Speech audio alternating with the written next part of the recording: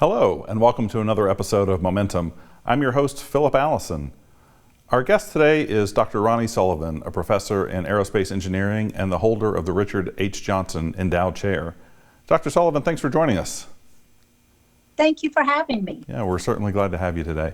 I want to jump right in and talk maybe about a really big project. You and Dr. Jean Mohammadi Iraq, who's a professor in electrical and computer engineering, have a pretty big research project studying the role that culture plays in whether or not women pursue engineering. Can you tell us a little bit more about that project? Sure. That is a project that has garnered a great deal of interest. And it actually started in a really organic fashion.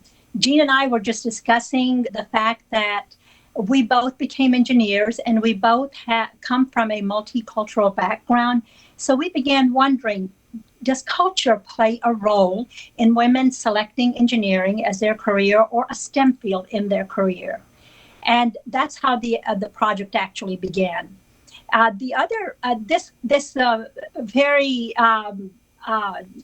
usual conversation just led to us realizing that we actually have a partnership with a Moroccan university in which we get 20 to 25 students from Morocco here in our aerospace engineering or mechanical engineering programs. So we have a group of students that come every year that could participate in our study.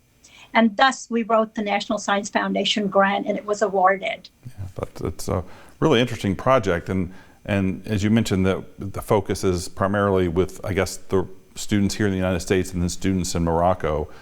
Is that kind of the narrow focus, or is it focused on students around the world? No, it is exclusively focused right now on U.S. and Moroccans. So it's just because of the pool of people that we have to work with. What we realized early on when we began doing our research is that here, I looked up some numbers. The National Science Foundation puts out the science and engineering indicators, and it showed that women account for about half of the college-educated workforce here in the U.S. However, only about 16% of the degrees in engineering are obtained by women. That is not true for all countries, particularly the Asian countries or the Eastern countries, Morocco being one of them. So that is why we focused on Morocco, just because we have participants coming in every year. Yeah. And I guess what are the numbers look like from a country like Morocco? Do you know off the top of your head? They're almost half and half. And that was the other thing when we started looking at numbers, and every year we would get a cohort, I think beginning in 2015, approximately half of the students that came were women. It also surprised the Americans when they would enter a class that such a large group of female engineers was coming in. Yeah. And I guess looking at the percentages of women that study engineering here in the United States, you said it's about 16%. Have you seen that number move at all over the years, or has it been pretty steady at that rate? You know, the 16% is an average number, so some disciplines are going to be higher. But for aerospace, we have thus far been unable to shift that. 15 to 18% is all we get. So even though there have been improvements, we're still lagging behind. Yeah, I know here at Mississippi State, our biological and biomedical engineering department is actually over 50% women, which I think is fairly rare. So does this focus, is it looking at engineering as a whole, or are you focusing primarily on aerospace engineering students? We are looking at both aerospace and mechanical engineering graduate students, Moroccan, because that is the cohort that comes. Typically, they come here to finish up their master's degree. Mm-hmm. And I know you mentioned that it's going to be primarily those Moroccan students, but is there an American student component at all, or will that come maybe later down the line? No, we are interviewing Americans that are seniors and graduate students as well. So we would have a comparison. Yeah. And I guess how long, I know this project's kind of already gotten started, how long do you anticipate this research to take? The project officially ends this year, but we are hoping for a follow-on study. Yeah. And I guess, I know that you also work here on campus with the Women of Aerospace group. Have you been able to maybe even unofficially get any findings from them or any information from those students that you work with? You know, the Moroccan engineers, the graduate students have been really excited to join in that group and form this fellowship. The Women of Aerospace group was created as a support group. It provides leadership opportunities, it provides mentoring opportunities, and one of the things that the women are most interested in are the outreach opportunities that they get to participate in. Yeah. So an example of that would be working with the children at the Mississippi Sheriff's Boys and Girls Club. And I know that's one of our actually more active student groups in engineering, and kind of picking back on that other discussion. Have you seen kind of involvement in that group increase over the years?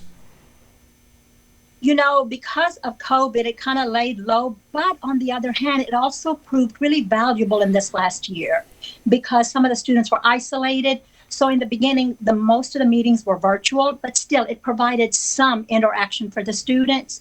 But later on, like this semester, the spring semester, there we began having face-to-face events. Yeah.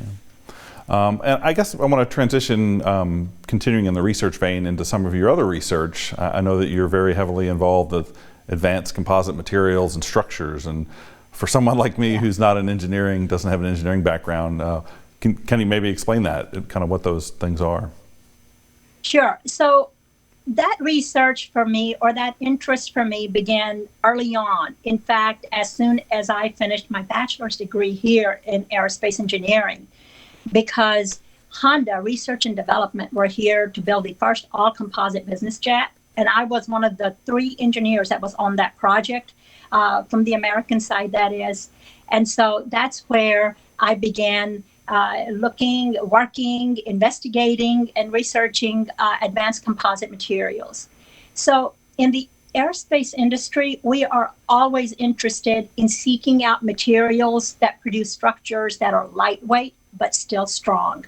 And these advanced composites satisfy many of those requirements because if they're lightweight, we get to carry a larger payload. We have a higher fuel efficiency. We have better performance. So with that in mind, there's a great deal of research that is done using these advanced materials.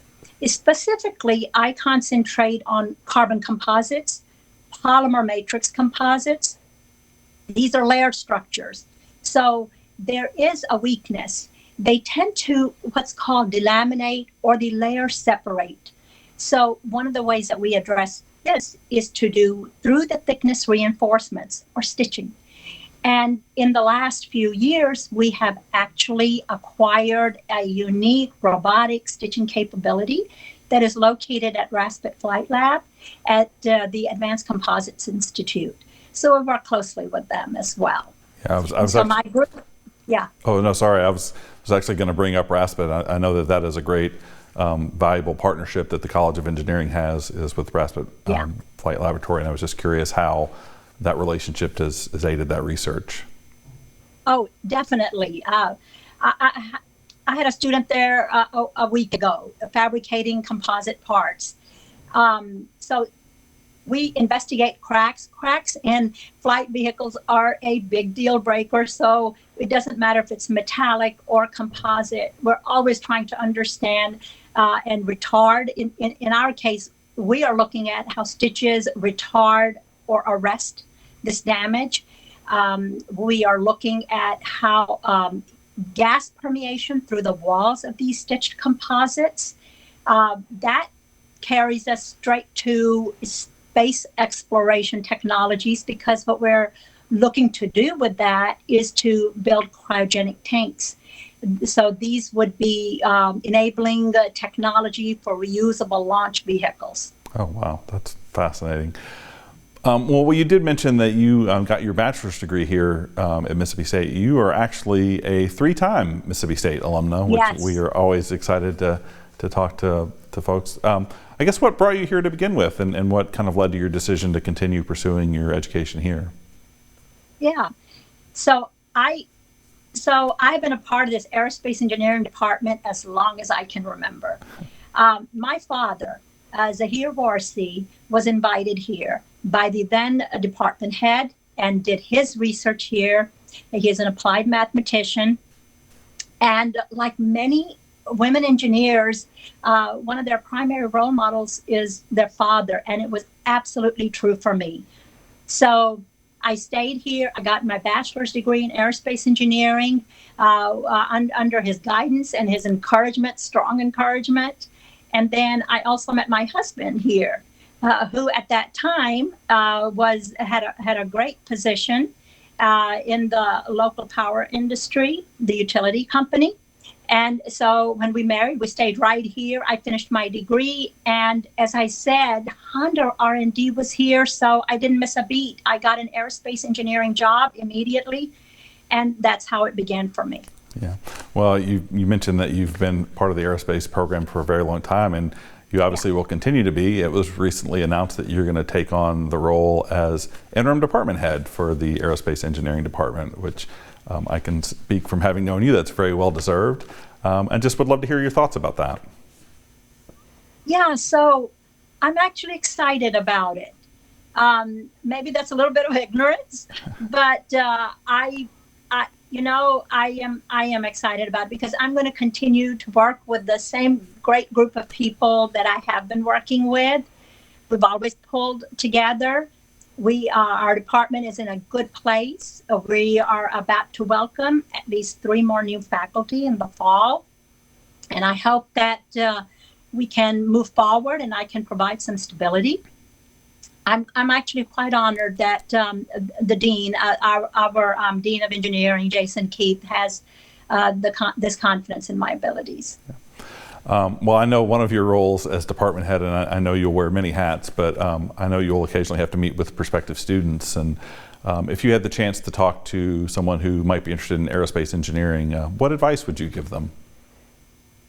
Well, I think the first thing that they need to do is to start talking to people, start talking to engineers, start looking and reading, educate themselves. But I would absolutely tell them aerospace engineering is a very exciting field, and it is performing research at the cutting edge of technology.